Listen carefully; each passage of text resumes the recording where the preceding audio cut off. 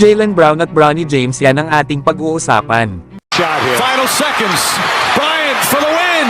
Bang! Breaking news mga idol, Jaylen Brown sa wakas nag-sign na ng contract extension sa Boston Celtics.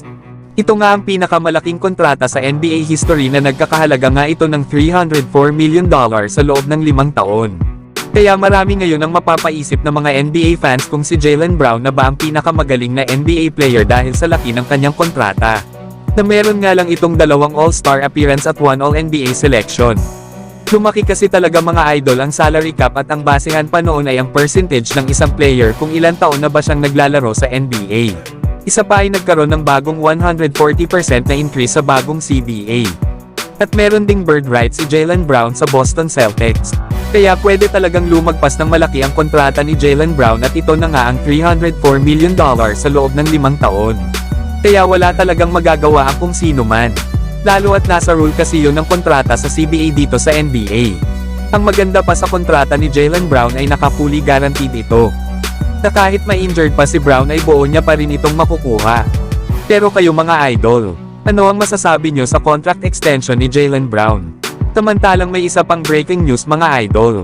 Dahil ang anak ni LeBron na si Bronny James ay nag-collapse sa kanilang naging practice.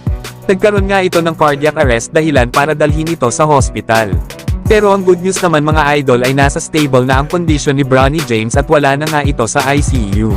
Nawala pa ng ibang update lalo at hiniling ng pamilya ni LeBron na magkaroon ng privacy ang nangyari sa kanyang anak. Nagpapasalamat naman mga idol ang pamilya ni LeBron sa medical staff ng USC ang kupunan ni Bronny. At nagampanan nga nila ng maayos ang kanilang trabaho at nasigurado nga nila ang kaligtasan ng anak ni LeBron. Kaya ang magiging problema na nga lang nito ni Bronny mga idol, ay possible na bumagsak ang kanyang draft rate. Lalo at 1 taon na lang ang iniintay ni Bronny para makalaro siya ng NBA at magkasama na rin sila ng kanyang ama na si LeBron. Mahigpit kasi ang NBA mga idol lalo at related sa puso ang nangyari kay Bronny na kung saan ay na-cardiac arrest nga ito. Kaya malalaman pa natin mga idol kung makakapasok pa ba ng NBA si Bronny.